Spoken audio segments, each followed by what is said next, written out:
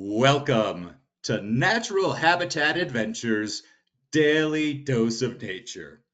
Today's topic, Nature Photography 101, Creating Impactful Images, presented by NatHab Expedition Leader Richard D. Gouveia. I'm your host, Rob Mess. Thank you for being here with us today. Richard, over to you, sir. Thank you, Rob, and welcome, guys. Geez, it feels like an age since I chatted to everyone. Life has been busy and exciting, and we've been doing guide trainings in Kenya and Tanzania and doing some wonderful, wonderful things. And today we are going to kick off and sort of pull it back to the core of photography, back to understanding the basics, because I think when we're creating images, we often fall short and are so caught up in the moment, especially on these amazing adventures that NatHab produces for us and coordinates for us, that we get caught up in the moment and we forget to go back to the basics. And I think Ansel Adams is such a beautiful way of putting things. He said, we don't take photographs, we make photographs. And there's no such thing as a bad photograph, only photographs, because our creativity is everything. And as we move through this, I would like you to try and think how you can impact and use some of this stuff to move your photography forward. Always, when I'm on trips with clients, with guests, we're always discussing, and I always want to take people one step further. We don't need to move 10 steps down. We just need to make one progressive step forward, which will improve things. And if anything, it's about that creativity. Now, the word photography means painting with light. And there are three things in our cameras that help us paint with light. The first being aperture, which is the size of the hole through which light comes in.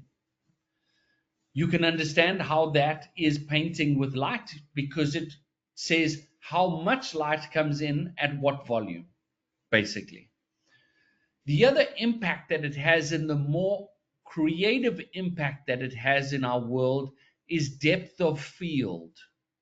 So the larger the hole, the more light that comes through that lens to hit our sensor. But because the hole is so big, our angle of incidence as it comes in like this is very steep, which means things are the depth of field is very small. So whatever I focus on, anything behind it or in front of it actually becomes blurred. And this can help us, especially in wildlife photography and nature photography, because what this allows us to do is separate the subject from background. As we move to more landscapes and the beautiful wild spaces that we get to see when we're out on these wonderful adventures, we start to stop down and create a smaller hole. And this smaller hole allows for a smaller angle of incidence, which means that there is more in focus from front to back. So in landscape images, we tend to push this f-stop or aperture up higher. Normally between f8 and f16 is a good place for landscapes. And then with wildlife, we've got to push and pull to try and find that spot. I think the most important one of these three, this exposure triangle, is the shutter speed. And the reason why I say shutter speed is the most important thing is because when we are filming or photographing wildlife, there's very little chance that me telling a lion to sit still, that it will listen. If I ask it to pose, it won't. We have to be prepared for every single moment that is to come. And that's where being on a guided safari like we get with NatHab, you have this expert that's supposed to be there to tell you, get ready, it's going to jump, it's going to yawn, it's going to do this, so that you are in the best position to take that photograph.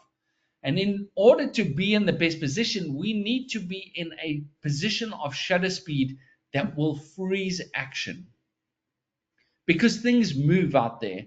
And oftentimes, our best time to photograph wildlife is in the early morning and in the evening, when the light is starting to wane, when the golden light is out, and we have these beautiful hues of oranges and reds filtering through, making things so beautiful.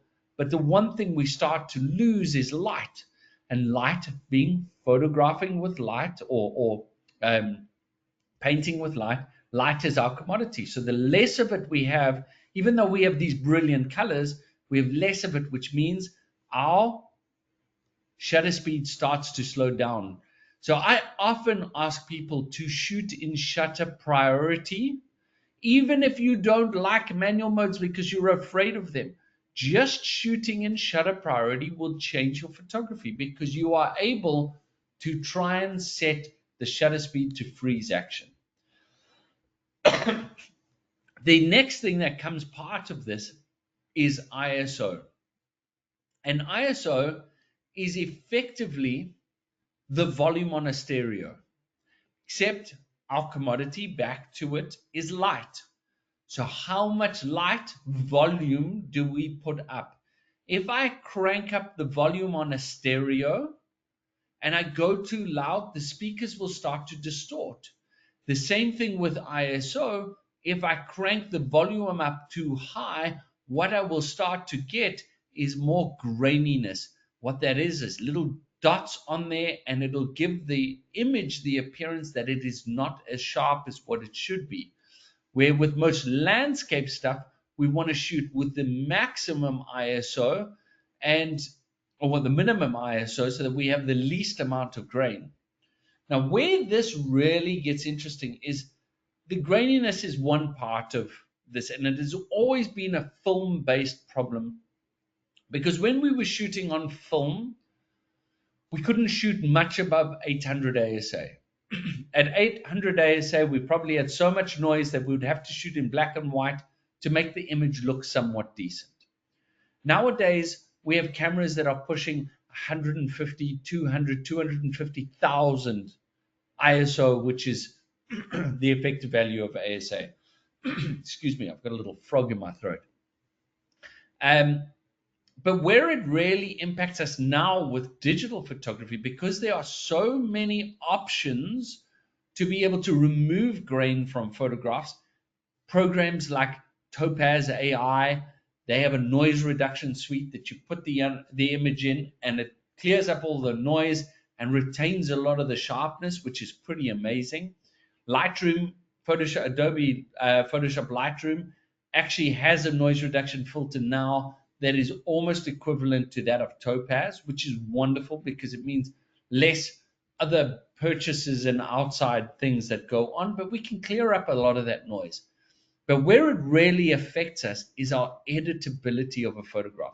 The ability for us to take a photograph into Lightroom or into Aperture, into any of the editing firmware or softwares, that we have more information. The dynamic range in that photograph is more. So my Sony A7R5 has 17 stops of light that it can read in dynamic range. So from its highest point or its brightest point to its lowest point, that's what it can read. Our eyes have the ability to go 17 stops up and 17 stops down. So you think about that variability in what we're seeing.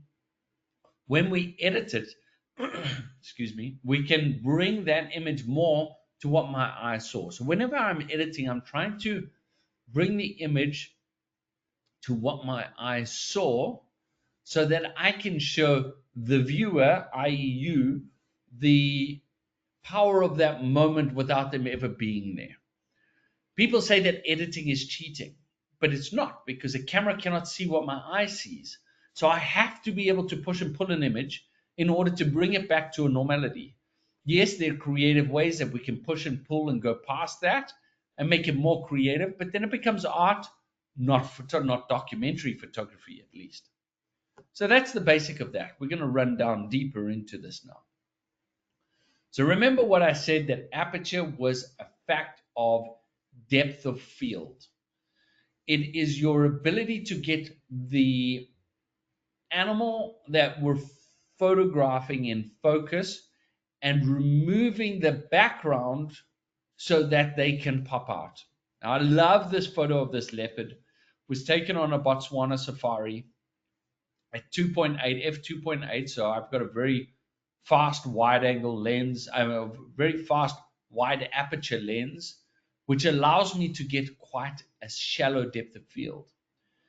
And within this, our wildlife lenses make a huge difference to how our photographs appear, because the longer a lens, the less the depth of field will become, because you're effectively getting closer to the animal with, thank God, not getting really close to the animal because you might get eaten. But you can see how the leaves in the background create the soft palette, and the subject then is allowed to pop out. So by using aperture, we can create really striking images looking to get the eye contact, and blur out the background and create these beautiful images. This was one of the sunbirds in Uganda. Here we have a young chimp. Again, the aperture makes a big difference when light is low. So this chimp, and shooting chimps in the forests, is very difficult just based on the fact that there is very little light. When I say you need to be in shutter priority, you need to be, because you are shooting so slowly and then you take multiple shots. So being able to open up an aperture really wide so I allow a lot of light in is important. But then it also creates this real soft background bokeh that is in the background, allowing this little guy to be so beautifully caught, the glint in his eyes, so because he's looking up, and even mom's face that is so close to us is completely out of focus because that depth of field is so small. And we can really utilize that in certain ways to maximize what we see. Here was a photograph that I was taking when I was at Mashatu. We were on a safari out there, and we were in the underground hide, so you're at eye level with the water and shooting up at everything. And the elephants were watching, and this lady was watching me. And I put my head a little bit too close to the edge of the window, and she decided to tell me with water that wasn't okay. So she splashed water at me. And you can see, because the water was so close, it was in perfect focus. And then the elephants in the background are soft and out. So it creates this real story around what was going on. You look at it and you go, that's a little weird. But I mean, it was a cool moment that was captured. And without that shallow depth of field, you really wouldn't be pulled towards this water that's almost like a, wow, get out my face, because the water feels in your face. And it ended up on my face and my camera and my shirt and my pants, because and I'm pretty sure she had a giggle after that. We're always looking for angles, and I love in jungles or in animals that live in denser areas that we try blur a little bit of the foreground, because it creates a frame around the animals which directs the viewer straight to where I want you to go. So I want you to go to her and her baby, and the fact that the baby's looking up. So the constant thought is what I want you as the viewer to feel when you look at the photograph. That for me is the most important part. When we're taking landscapes, however, we're not trying to take away from something. We're actually trying to show everything. And in doing so, we want a greater depth of field. We want more space to be shown. We want you to look down the Kazinga Channel with this leading line that takes you all the way to the sunset. I want you to see the colors. and I want you to see each definition of each hill as you move through. In any form of landscape photography, we want to tell the story of where we're going. And while we want that depth of field, we often need these leading lines to flow through. And a river is a great example because of the word flow, but it leads you through to this little bright spot where the clients are sitting around a fire, enjoying their safari and a drink after a safari, have these beautiful trees and a beautiful sky, and everything's in focus from front to back. There's nothing being left out. So the eye can wander all over the place because it's a landscape that you want to explore. When it is an image that is a little more focused on something like these Ankoli cows or cattle that are being herded by a guy on his cell phone in the middle of Uganda with the Ruwenzori Mountains in the background. And there's a mountain range here, there's a mountain range here, there's a mountain range here, and you can just see the depth of it. But because it's out of focus, you get pulled straight in to the Ankoli. And then you go out, and all these sun's rays are taking you through the image, allowing you to explore each next range, going, how big is this landscape that you just have wilderness and all these open spaces? But there's a guy sitting on his cell phone here in the middle of nowhere looking after his cattle. I just love that photo, love it to bits and pieces. Another example is the Namib Desert. We have all these beautiful sand ripples, all this definition in frontier, and it goes further back, and you suddenly see that you can tell that the rest of this landscape is dotted with all of these rippled sands going all the way back to these rocky outcrops and mountains in the background here, in these flat desert landscapes. I love it. And by focusing, when we're focusing in a landscape photo, we're looking to focus about a third of the way into the photograph. Everything else at f10 and above should be in focus, especially when you're with a wide angle lens. So don't forget that. So landscapes are a very important part of things, but sometimes wildlife comes in greater numbers than others. And this was a pride of lions, was named the Southern Pride. At their height, there were 35 individuals. At this time, there were about 19 individuals. There were 11 cubs and then 8 females. Not all of them were here. But a lot of people have looked at this and said, oh, goodness, that's so photoshopped. You've just photoshopped line after line after line. But if you look at each one, every ear is different, different directions, looking out. And when you have a depth of animals that are walking towards you, you don't want to separate subject from background, because then the background will be so blurred you won't be able to count and see all of these animals. So what I did with this image was I went to aperture priority deliberately to try and increase the depth of field, but not too much to lose sharpness and not to be able to freeze the action, but enough to get the flow of all the animals moving through and the vehicle following behind. But it was slow enough to blur the movement of the front foot as they were moving. So you can see in this photo, I was about at 3/20th of a second. So it wasn't fast at all, but it was fast enough to freeze the action around the eyes to create that. And you're always looking to sort of get your focal point at the front or the leader of everything, because when we're focusing with aperture, aperture moves disproportionately front to back. So it'll move 1/3 forward and 2/3 backward. And for this reason, that's why we're focusing a third of the way into an image. For this reason, she's a third of the way in. It means this one's not too far out of sync here. This one's still in. She's spot on sharp. But as we move further back, we slowly lose it because we were at f11. We couldn't get any wider. It's still a long lens that we were using, so we get shallowed out. But my story is still told because you can still see each individual that is moving along there. So that's our aperture. Shutter speed, which again is one of those things that I like to use. I did a talk maybe a year and a half ago that I called the 6 P's of photography. Proper prior planning prevents poor performance. And the reason why we have to be prepared is because moments happen. And in nature, when they happen fast.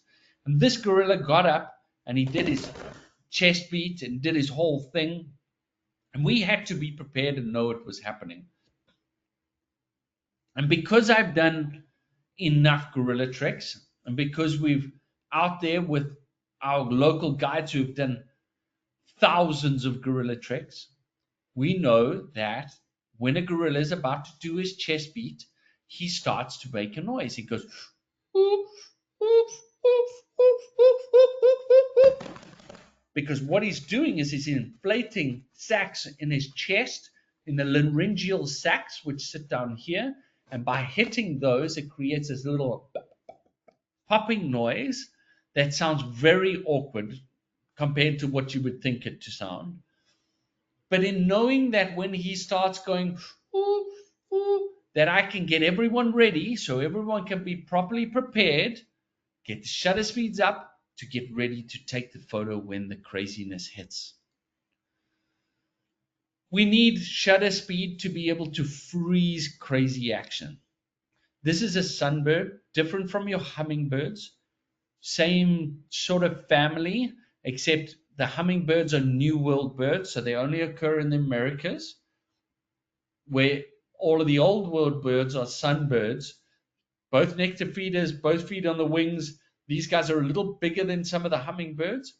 But in order to freeze the action, to make sure that we have this definition in the feathers and the eyes, we need to get that shutter speed right up. And even though the shutter speed is right up, we still have this blur in the wings, which is fantastic because it's telling a story. We've frozen the action.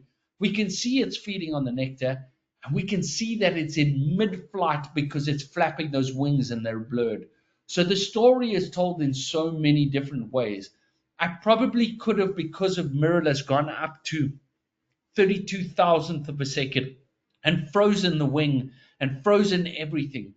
But a little bit of movement is beautiful to be able to tell more of the story, to show the speed at which it's going, to show that it's hovering rather than frozen.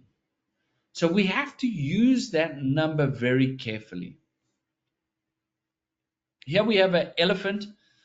I was out, I had to do a trip for Sony. They just brought out the new A1 camera a few years ago. They've now got the A1 II, which is a beast and a half. But we were out and we were trying to get some footage. And this guy, I was out on foot with him, and he decided to say to me, "Hey, Richard, you've come close enough."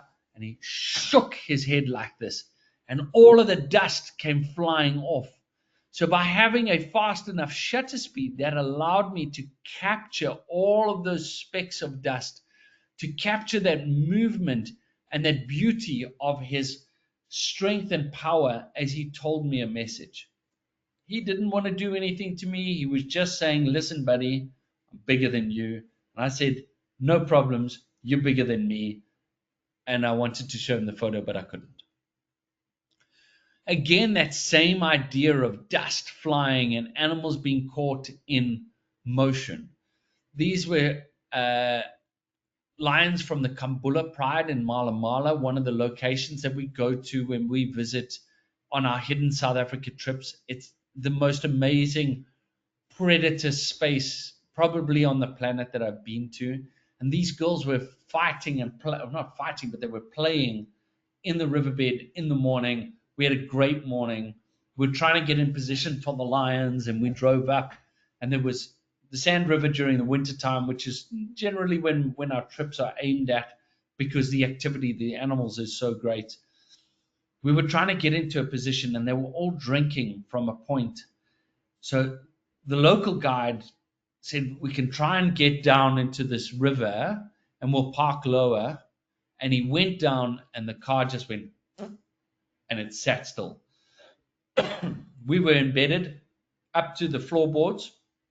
We were going absolutely nowhere, which was not a problem because the lions were playing around us. We had amazing photographs because our perspective was so low and beautiful. And these girls were playing, and we needed a shutter speed to be able to freeze the action and make sure we caught every detail as we're going along. Again, another great safari when we were doing the pro photo trip through Botswana and Namibia and Zimbabwe. We found this male lion early morning. It was cold, but also it wasn't cold that we were breathing out any steam, but the force of the roar that compresses the air so much creates this compression and this vapor that comes out. By freezing the action, we get all the eyes, the detail of the hairs, and all this mist coming out as we're going along. So we're using shutter speed to freeze action, to tell a story, to capture a moment that happens very fast and lock it in for a long time. Same story again, going into the Okavango Delta, elephant coming, swimming across the water, just the trunk coming up above it and spraying out as it's breathing, being able to focus and capture all those drops and all the light that sinks through them. Really beautiful. And only shutter speed and freezing action can give you that. But we're going to ramp it up to the next thing now. Sometimes freezing action can be used, or slowing the shutter speed down can be used to create movement, to create chaos. There are 3 leopards here. This was during COVID. I was doing a thing for Sony where I was in Sabi Private Game Reserve, and we were cruising around I was alone on the reserve. They allowed me to go onto the reserve alone, gave me a car, off you go and do some photography. And I did some photo tutorial stuff, and I was following a male and female leopard that were mating. And while they were mating, another female came out of nowhere, and there was just this fighting fur, just teeth, nails. Wow, it was crazy. And I didn't have a chance to change the shutter speed. And when I heard the first click go slowly, so you'll hear a click, click, click, click, because the window is opening and then closing, and it's doing it very slowly, so it's capturing all the movement. I didn't stop taking photos because it was the wrong place. I kept taking photos because it was going to create something that was different. We can also use it to the effect of following things. So this was on a boat on the Delta. Had a cormorant flying along next to us, and by slowing the shutter speed and following along, you create an artwork. This is not documentary photography. We're now stretching art. We're creating images that show movement. It has so many layers of sky, this yellow, orange, deep green, light green, blue, with a subject down here, third, one third, all these different colors moving through, which gives the images a different feel.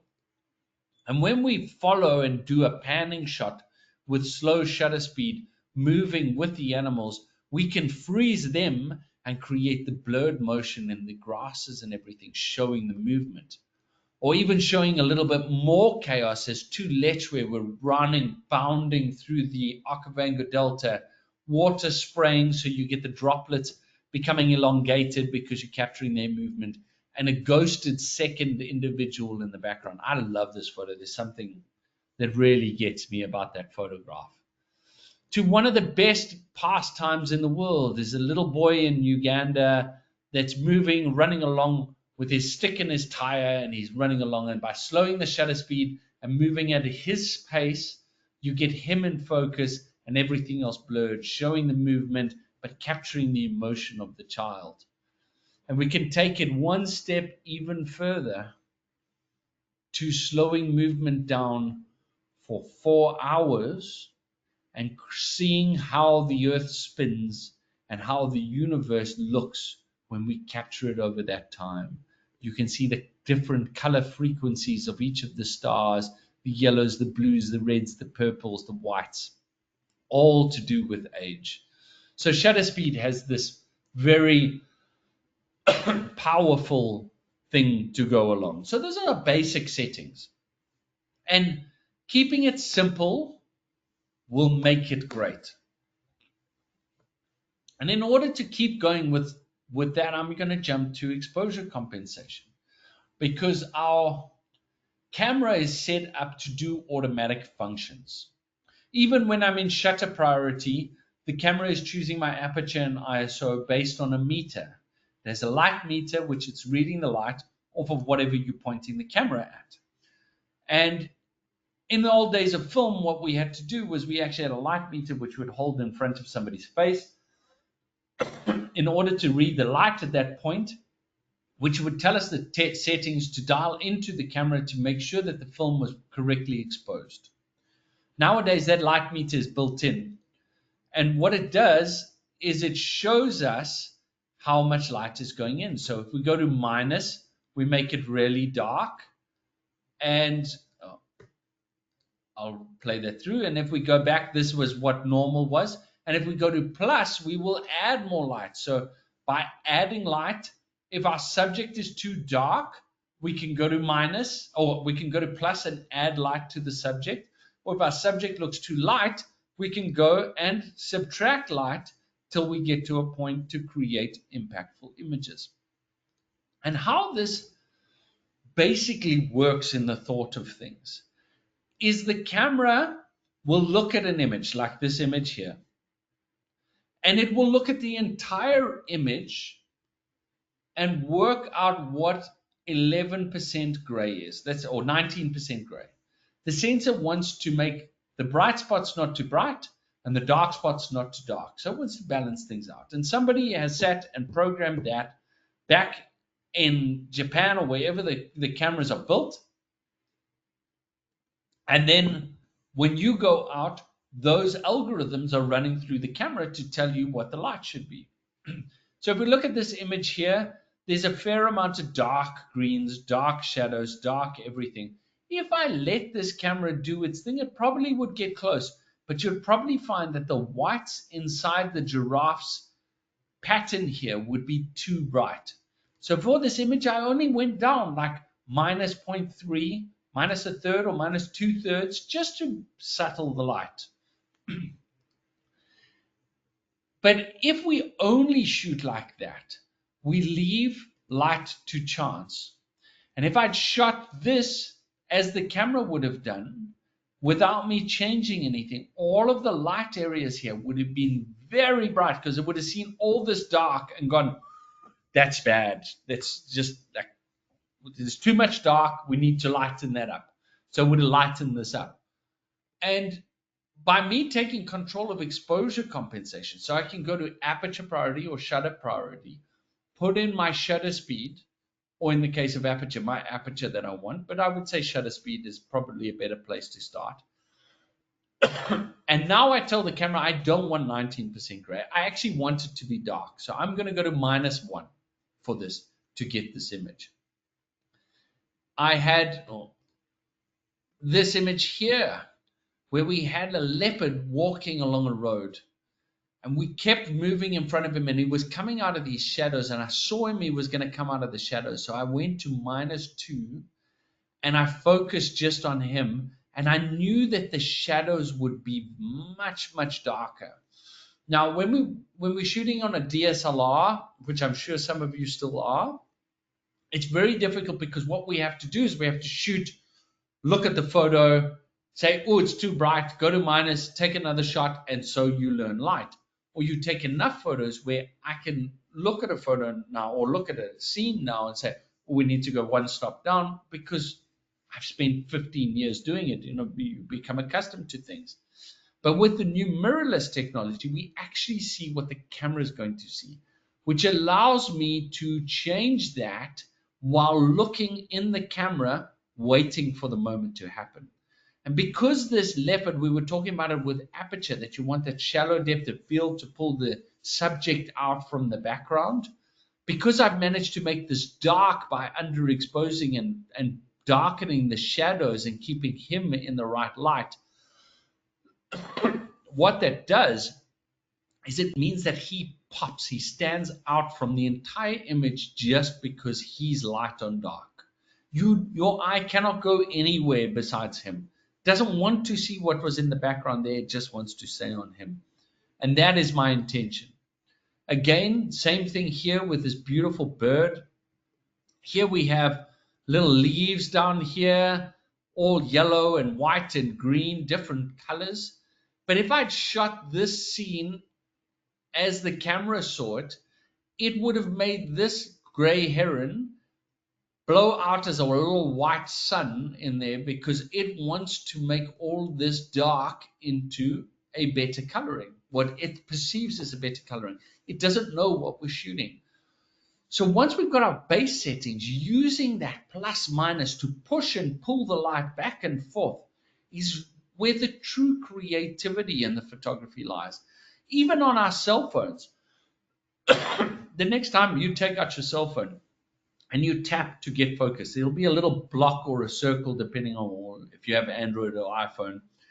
And if you look there, there will be a plus minus. So on iPhone, there's a plus minus sun that you drag up and down, which will make things lighter or darker. Even your phone has exposure compensation built into it. So it is vitally important to what we do in our photography. Here we have a giraffe on the opposite end. This is so bright in the background that if I'd shot this as the camera wanted to, the giraffe would have come out black. And the light in the background would have been beautiful. We would have had beautiful golden light with a silhouette of a giraffe head, but it wouldn't have had the impact. So we have to find the balance between these. Here we have a flock of quailias. They flock in the thousands. Very difficult to get an impactful photo to explain it in one bird. But by lowering the exposure compensation to minus, to less light, you can capture the silhouettes of all these birds flying across the sun at sunset. You know that they're moving around at that time. And here we have a pale chanted goshawk. Early morning, sunrise, far more impactful than trying to get a photo of the bird against the sun, because it's just going to be a blown out white thing against this.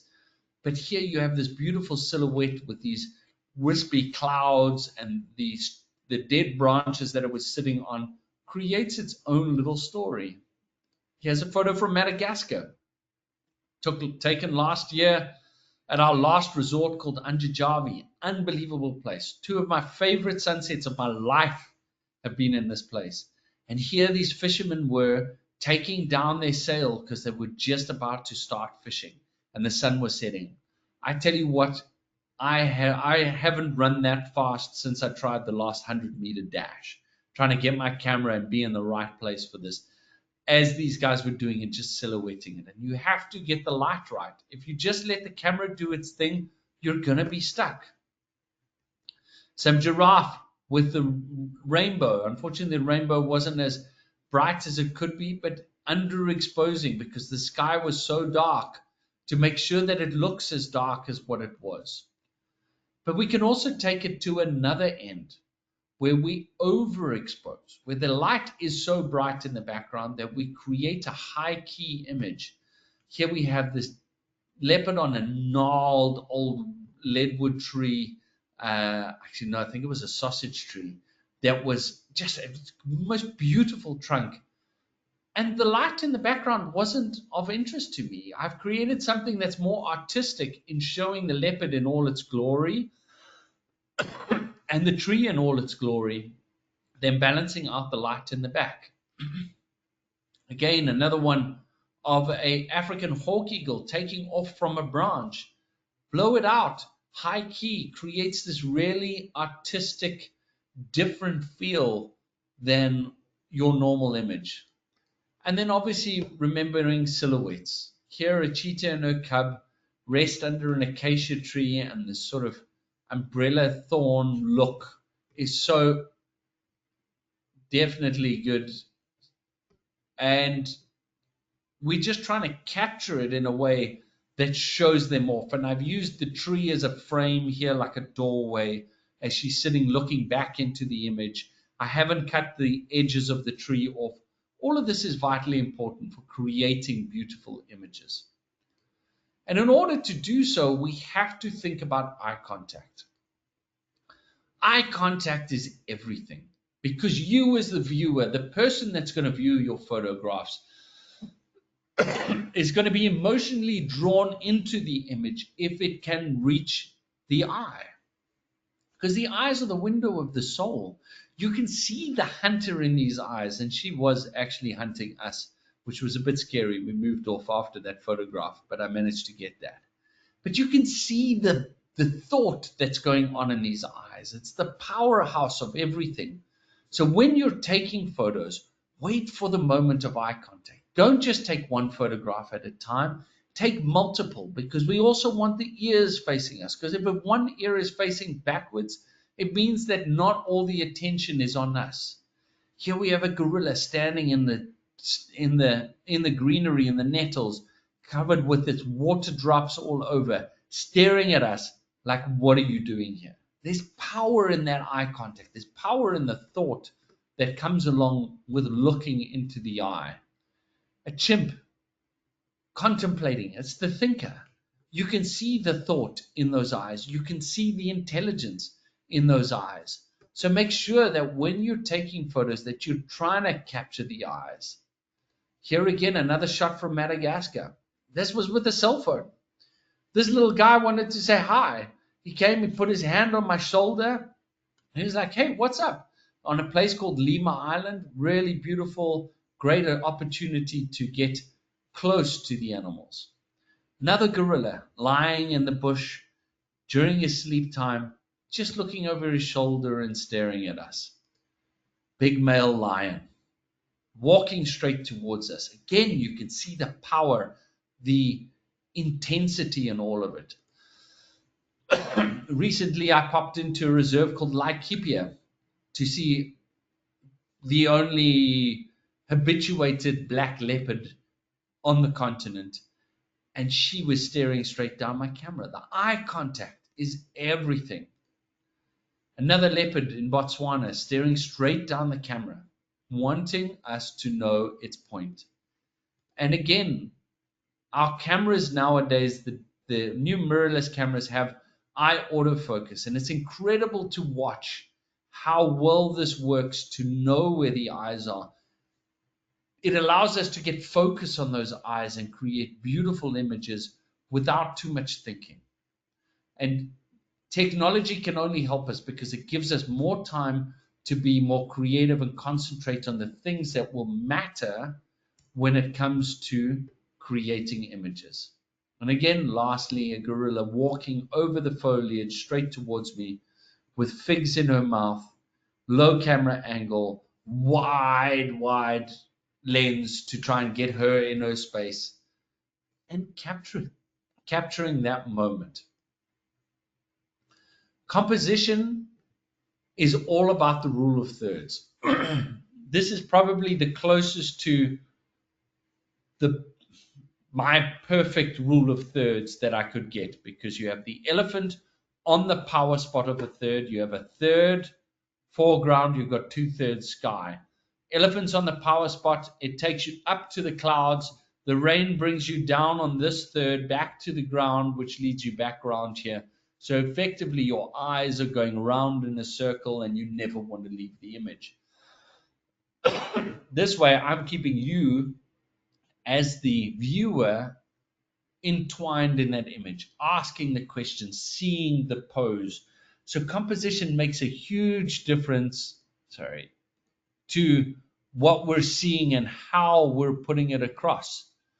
Using frames and shooting through things allows, again, for the viewer to not want to leave the image because there's nowhere to go. You want to stay in the frame and see what's going on. And waiting for that effective moment where things get crazy like this, where shutter speed fast enough will freeze the action and allow you to see it. Breaking it down into thirds. So the branch is on one third, the Malagasy kingfishers on another third, and its head and eye are at the power spot, which is the convergence of a vertical and horizontal third line. And it's looking into the image, allowing your eye to flow through the image, wondering what it's looking at. Again, shallow depth of field, and we'll bring it back to aperture to show how we've separated subject from background. There's nothing distracting you from this animal. Again, a lot of space. I like space in composition because I can take a photo of a lion's face or eye in a zoo because we can get close enough to do that.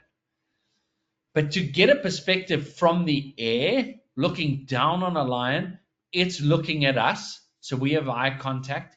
We have all this space to show it's in a big grassland. So I've told you that we're in the air.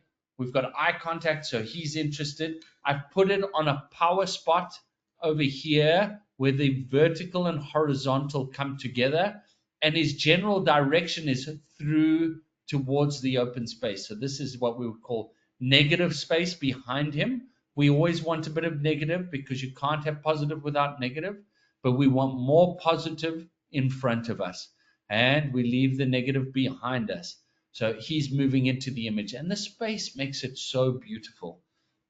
I still want to see this photo blown up really big because I think it'll be a very cool image. Composition in landscapes. Again, here's a leading line that's taking us through. We have sun rays coming down, and we've got small oryx in the big desert landscape. So I want to show the space and I want to show the sun. The other thing here, we have 1/3 water, 2/3 above, elephant and elephant reflection below, which I love. If the water was a little less, if it wasn't that windy that day, we would have got more out of that. Here we have the chaos of a crossing, of a wildebeest crossing in the Mara in Kenya. And here I have a leading line which brings you through. I have a third, almost 2/3 of this bottom ground here, and a third of recovery. So the chaos is happening in the bottom 2/3, and oh my goodness, we made it to the other side on the other. And this gives us leading lines to work through with small slivers of sky. So always look at how you're going to do things. Here we have a split screen of the sunset with this reflection of the sun. So think about how you're going to do things. Again, I love frame. This was another shot from the hide in Mashatu. And here this baby elephant was busy dust bathing, and I captured it through the legs of an elephant that was drinking at the water hole. So look at space. Here we have a leading line of a horn bringing us in, the rhino on a third, the oxpecker sort of central and looking at the eyes, and the water being spat up in the evening time. So we've still had to have some shutter speed to be able to freeze this action. So we're always looking at the different elements of how we can do things. Here we have a gorilla looking into the photograph, holding on, and the tree acts as a buffer, and this branch acts as a top buffer to frame it and keep it going. And here I've put a vehicle from Savi Savi in the background.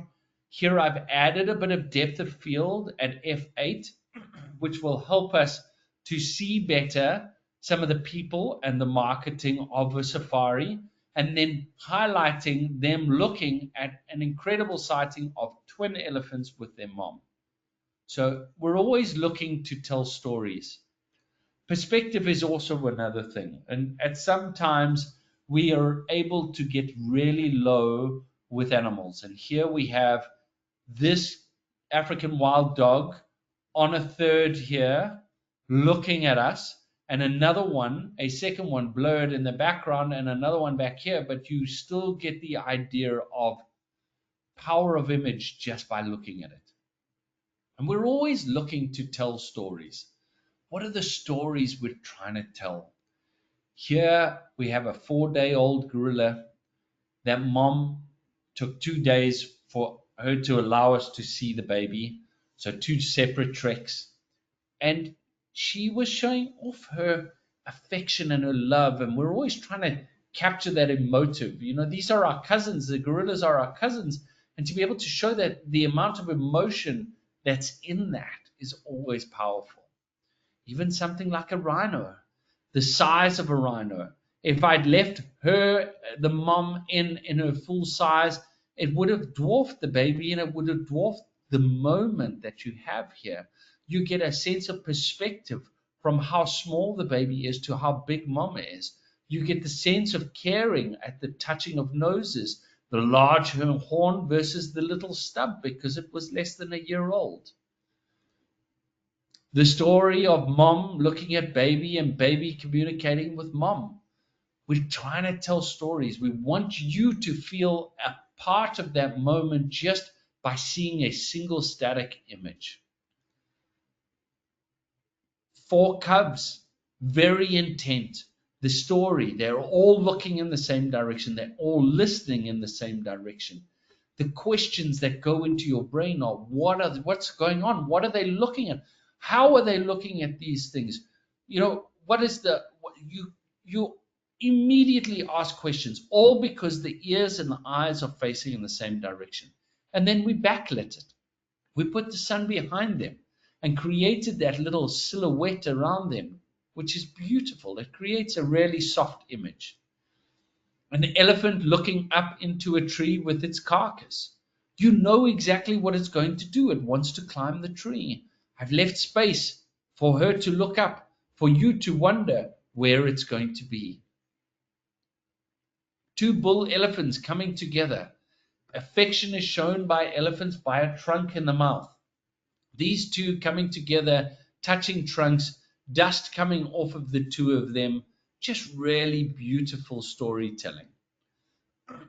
And a zebra caught in a windstorm, standing on a bare patch of soil. The winds picked the dust up and created this murky image, which then shows you the inclement weather. It makes you feel like the zebra is alone in a place that it shouldn't be. It's all about telling that story.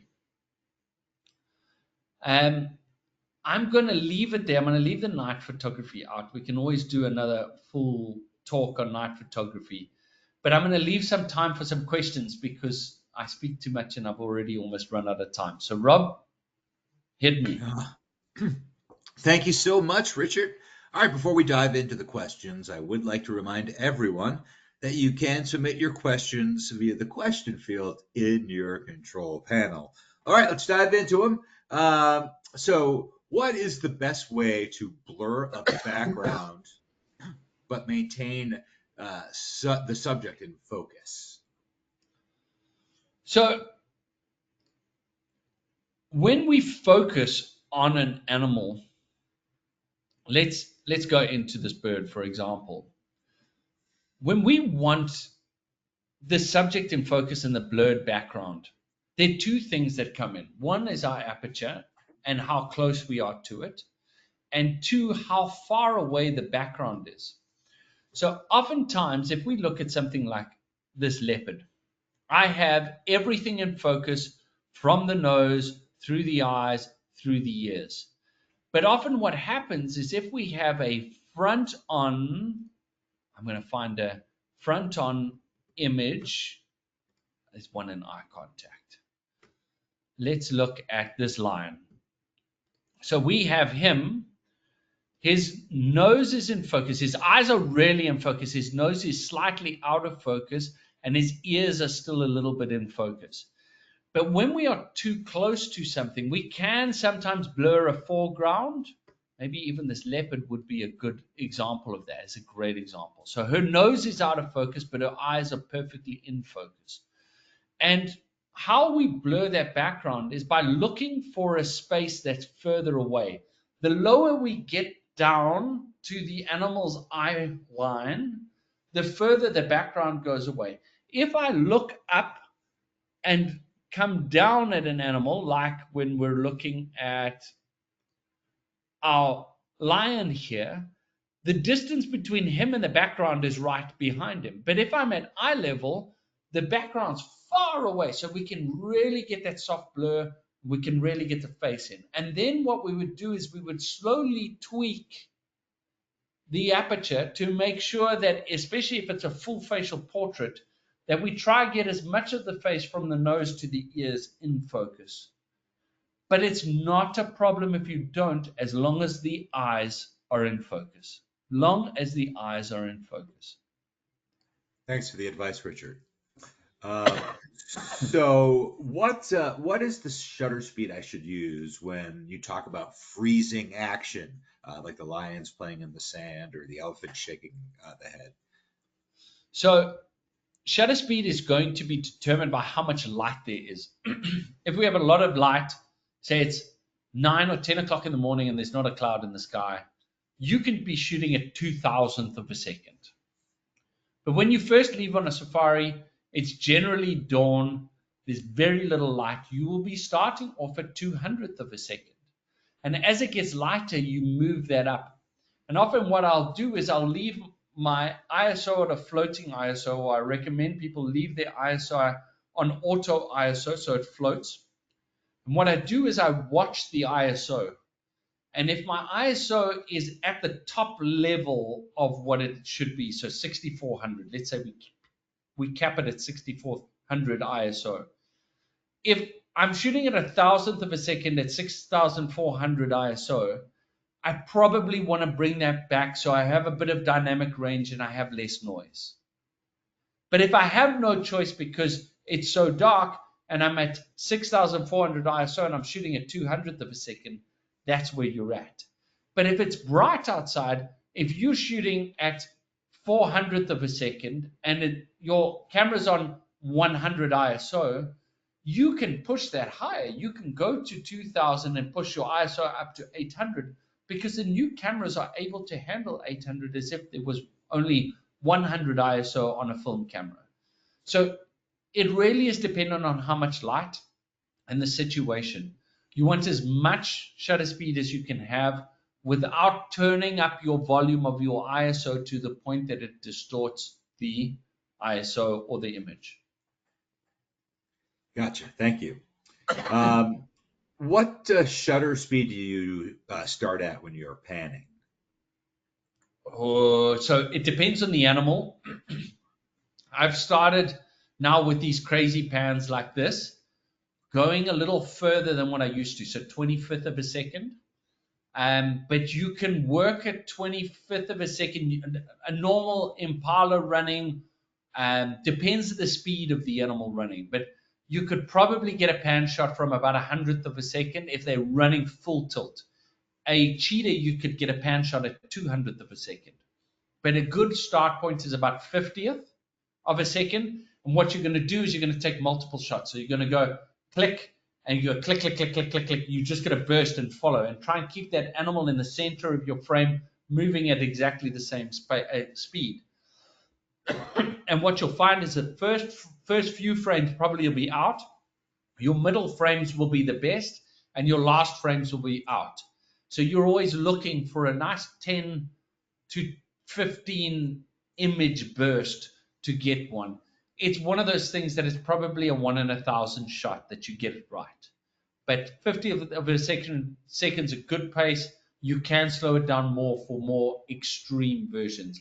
I think this one here I did at about 60th of a second. Okay, thank you.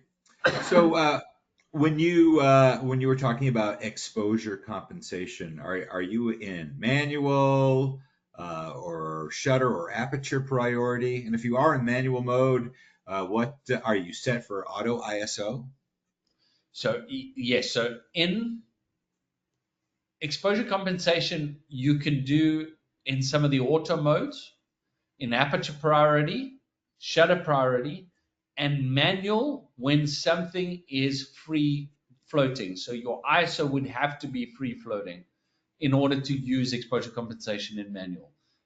Otherwise, all you would do is move your shutter speed up or your ISO down. You could move one of those exposure triangles in each direction to make it darker. But if you're in manual and you're setting your shutter speed and your aperture, you can then leave this in auto and then go to minus or plus as you would need to. Do you lose any quality by adjusting exposure and post editing? Yes, in the fact that if you're going darker, you won't have much of an impact because you're darkening the image. You're not trying to add anything, you're actually taking away. So getting darker is not a problem. But if I took an image like this and I say I wanted to lighten it up, if you lighten it by 2 stops, so you go to +2 in Lightroom or in an editing program, you've effectively gone up 2 stops or +2 in your ISO. So you will get the same amount of noise as if you did it in the camera to go up. So yes, it will impact your image if you're going up from that point. Normally, your best information is kept in the highest highlights and bringing it back, but it's the hardest to recover bright skies like this to normal color. Great. Thank you for the advice. So how much time do you actually spend in post-processing? And do you have software that you do recommend? So I use Adobe Photoshop Lightroom. It costs about $10 a month. A lot of people don't like the subscription-based stuff. I'm thinking $120 a year for the amount of time I do use it. It's worth every cent. I use it a lot for cataloging and keeping things going. And for the most part, I'm trying to get as much right in camera as what I can. And if I spend 20 to 30 seconds on an image, that's probably a fair amount. When I'm doing something for print and trying to get something absolutely perfect, or it's a really strong image, I may spend 2 minutes on it. But if I'm taking 10,000 images, I don't want to be spending longer than that. I've also done it a lot and done thousands and thousands and thousands and thousands of images. So the process of editing, I know what I'm doing already before I even start. So it may take you a minute and a minute and a half in an image, but I don't think it requires much more than that, unless you're trying to be really creative with it. So if I'm a non-professional hobbyist, I like to take wildlife pictures. Can you recommend any reasonably priced mirrorless cameras for a beginner and maybe some lenses? Unfortunately, nowadays, nothing seems reasonably priced. You need to see what value you want to get out of things. For if you want to go into the mirrorless scenes, there's some great crop sensor Sonys and Canons that are out there, but you're probably looking at about $5,000 start off price for that and a lens. A lens, you're probably looking at the 100, 400 or 100, 500 are the best sort of entry level wildlife lenses, really quality glass, and a nice camera to go behind that. So you're probably looking at about $5,000. With some of the bridge cameras, which Canon, Leica, Sony. I love the Sony RX10. Unfortunately, they're discontinuing it, which is driving me nuts because I want them to bring out the RX10 Mark V. But those cameras do an incredible job, and they have all the lenses built in from 24 to 600 mils. Really good, shoot in raw, do everything. It's not too big to lug around. And I love that for the amateur photographer that isn't going to do it every day, but still wants quality images. And if you get to the point, that's sort of going to set you back $2,500, which is a far nicer spot to enter. And if the bug really bites, you can then upgrade to the mirrorless bigger cameras with the freestanding lenses. Great, thank you. So, any tips on how to remember to actually take pictures instead of just getting totally wrapped up in the experience? I'm going to say if you're that wrapped up in the experience, enjoy it. Because the best cameras are taken here, best photos are taken in your brain. Very often, as photographers, we get stuck behind the camera looking for the perfect shot and forget to take in the chaos and the beauty of a moment. So it's not a bad thing to not take photos all the time. When you are taking photos, I want you to think about what story you're trying to tell before you take it. Be meaningful, be intentional about your photography. And then, on a further note, once you've got a specific shot, you don't need 8,000 of the same shot. Take 20, 30 of one shot, and then get creative. Do things that are completely out of the norm and see what you like later. Maybe you take an image that is so awesome because you made a mistake. I know I have. Richard, we thank you for that. That's some wonderful advice. Unfortunately, that will be the last question that we do have time for today. So I'm going to throw it back to you for any closing comments you may have for us. Thank you all for tuning in today. It really has been a pleasure to chat to you, and I hope you've got a lot out of this.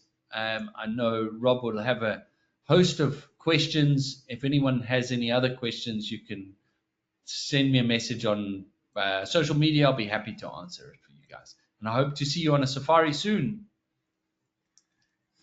Thank you, Richard, so much for taking the time to present for us today. And I'd also like to thank everyone who joined us today.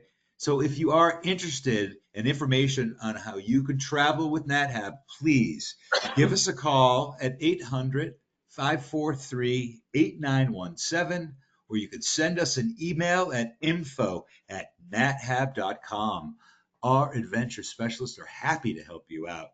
If you're part of a photo club and would like NatHab to speak to your members about nature and travel photography, email us at webinars@nathab.com. Join us tomorrow for our next daily dose of nature. You can check out this week's lineup, including registration links, on our website at nathab.com/webinars. We did record today's presentation, and we will have the replay available on our website soon.